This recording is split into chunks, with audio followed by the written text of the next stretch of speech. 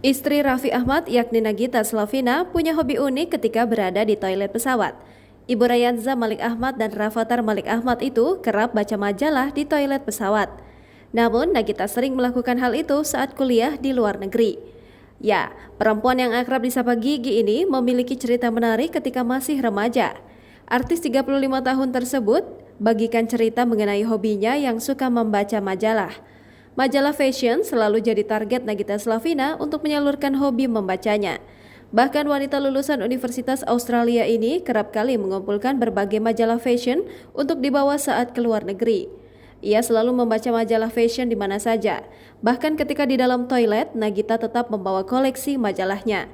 Menurut Nagita, hal tersebut merupakan me time bagi dirinya. Hampir setiap hari Nagita tak bisa lepas dari majalah fashion yang sangat ia suka. Beberapa kumpulan majalah fashion bahkan disimpan oleh Nagita Slavina di satu koper.